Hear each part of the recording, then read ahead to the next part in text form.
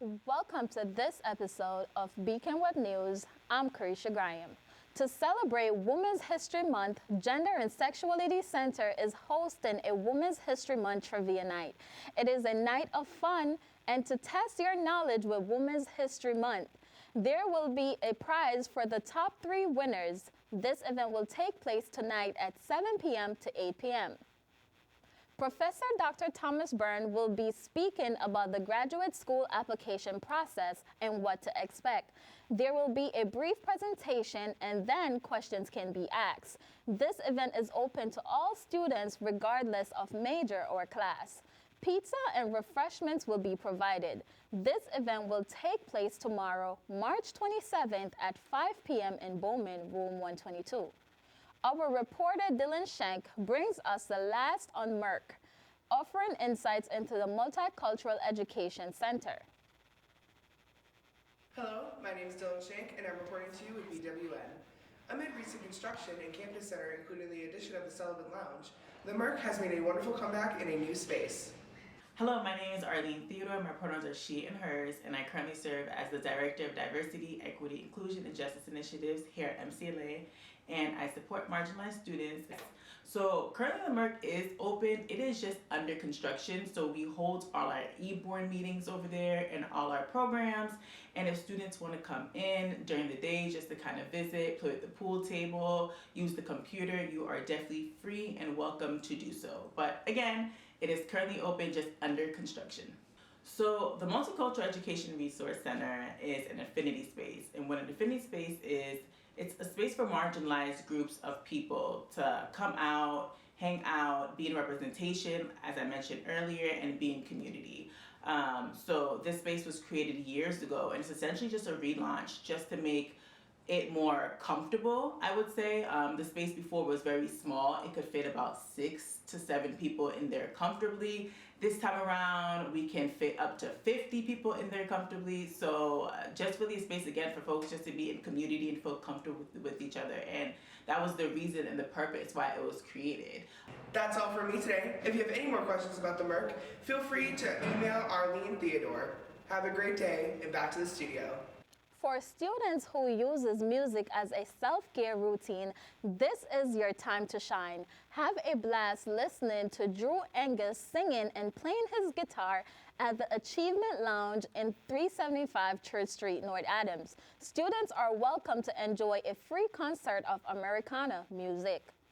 The Berkshire County High School Girls Basketball Hall of Fame welcomed 9 new members in a ceremony held on Saturday. Among the honorees were 7 women recognized for their remarkable achievements on the basketball court. Fallon Field, a 2017 graduate of Hoosick Valley High School, was praised not only for her success, but also for her willingness to confront failure. Joining Field were 6 other players and 2 individuals recognized for their contributions to the sport. Berkshire Towers is finally open for students. Our reporter Anthony Andelina has more on this story. After 2 years, Berkshire Towers is now open for resident students for fall 2024. There's some things that really make Berkshire Towers unique. First of all, it is an open suite concept. So students live in smaller groups than they do, for example, in a Hoosick Hall floor where there's 32 people on a floor. We also mix returning and new students, not on the same floor, but every other floor. So an RA has a floor of returning students and an RA has a floor of new students. And that really helps the new students to get adjusted and knowledgeable about the campus quicker. And it also helps the RA to be programming to the 2 different populations. Berkshire Towers, from what I've seen, is pretty interesting. I'd say it's a lot more similar to Hoosick. From what I've seen, I saw the kitchenette downstairs, which is larger than the Hoosick kitchenette, which I noticed, and I kind of like that. In terms of like differences from the townhouses, the suites are larger, and so it'll probably have like more of a communal space with people and stuff like that. Students are looking forward to the newly renovated building and are excited to build a community. I'm Anthony Angelino, reporting from Berkshire Towers. Chao Yu, a former Falun Gong practitioner from China, stood outside Berkshire Superior Court with his lawyer Richard Chambers Jr. on Monday. Yu, now a U.S. citizen living in Williamstown, is fighting a felony gun possession charges while also speaking out against alleged wrongdoing within Falun Gong leadership. He claims mistreatment of juvenile dancers in Shenyang, a performing arts troupe associated with Falun Gong. Despite facing legal challenges, Yu remains vocal about his concerns, emphasizing the importance of truthfulness and compassion, principles central to Falun Gong. Harold Klinge spearheads a campaign to preserve a historic mural found in North Adams. Dating back to the turn of the 20th century, the 20-foot-long artwork is believed to be the earliest known piece of its kind in an American synagogue. Klinge, inspired by similar efforts in Burlington, rallies support for the mural's relocation to the Yiddish Book Center in Amherst. With donations totaling $300,000, efforts are underway to ensure the preservation of this culinary significant artwork. Andre Lynch, the new Vice Provost of Equity and Belonging, has officially joined the MCLA community. Our reporter, Tony Marie Basil, has more on this story. MCLA gains a new staff member in Mr. Andre Lynch, the new Vice Provost of Equity and Inclusion. Mr. Lynch is anticipated to bring campus-wide changes to DEI issues and departments. I'm really excited to work with Andre.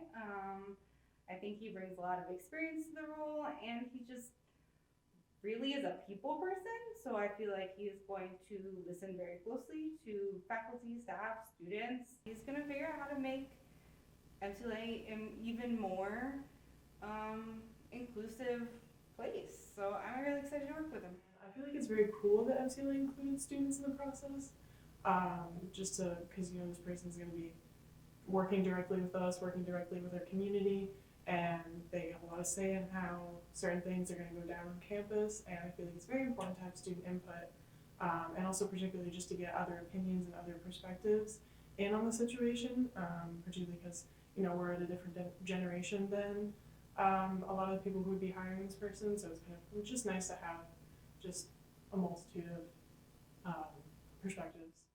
Students and faculty alike have high hopes for what Mr. Lynch is going to bring to our campus starting April 1st. I'm Tony Marie Basil, reporting for VWN. Williams College has received approval from the Zoning Board of Appeals to proceed with the construction of a new indoor athletic practice facility on campus. The 5-0 vote came after considerations regarding the town's height limit regulations with the board, finding that the proposed multi-purpose recreation center would be significantly hindered by adherence strictly to the limit. The facility set to feature tennis courts, a track, a space for baseball and softball teams, faced criticism from some locals concerned about its visual impact and proposed alternatives.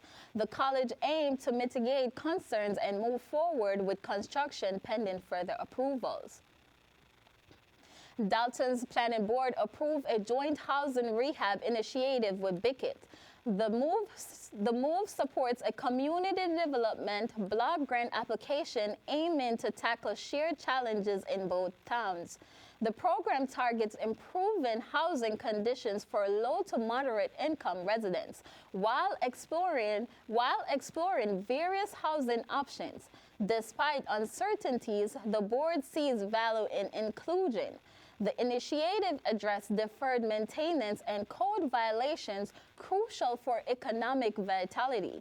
With Berkshire's aging population and aging housing stock, collaboration becomes imperative. Statistics reveal significant portions of residents in both towns are low to moderate income, with many homes built before 1949. Despite past successes, demand for housing rehab remains high, indicating pressing community needs. Our reporter Alex Conklin gives us an update on the latest developments from the North Adams City Council meetings.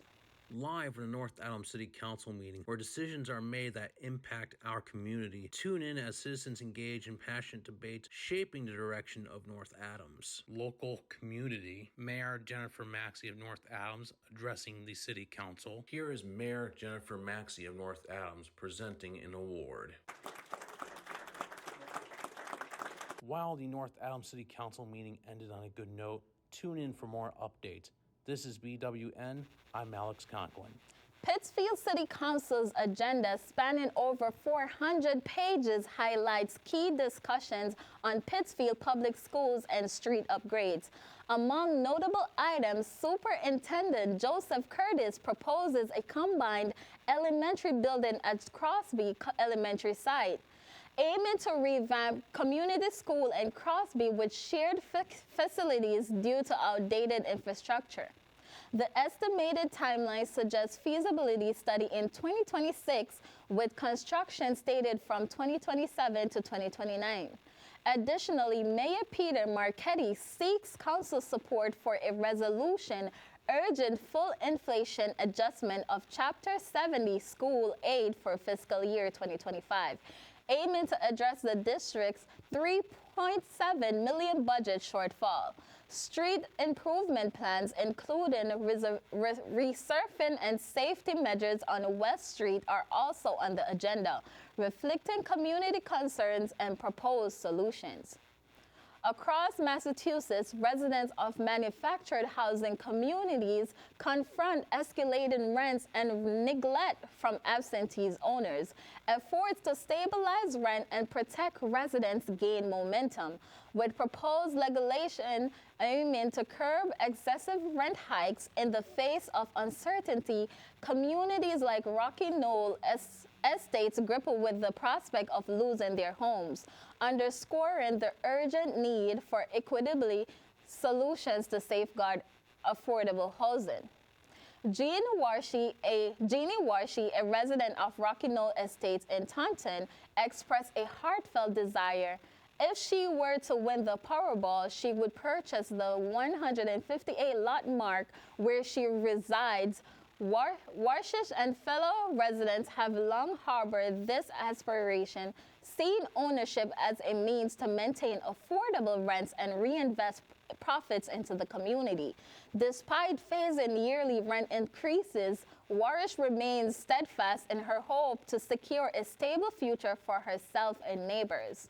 As game day unfolds for the MCLA lacrosse team, our reporter Alex Conklin brings us the latest updates. From the get-go, Anna Maria set the pace with Nathan Powers scoring a lightning-fast goal just 5 seconds into the match. Despite MCLA's efforts, Anna Maria's cohesive gameplay propelled them to a commanding lead by the end of the quarter. The second quarter saw glimpses of the Trailblazers' resilience as they fought to narrow the gap, but the Amcats maintained their offensive momentum entering halftime. The Anna Maria game was actually tough because, especially on the start of it, on the face-off, when we got scored on, but it was especially tough because we were on the comeback in the third quarter.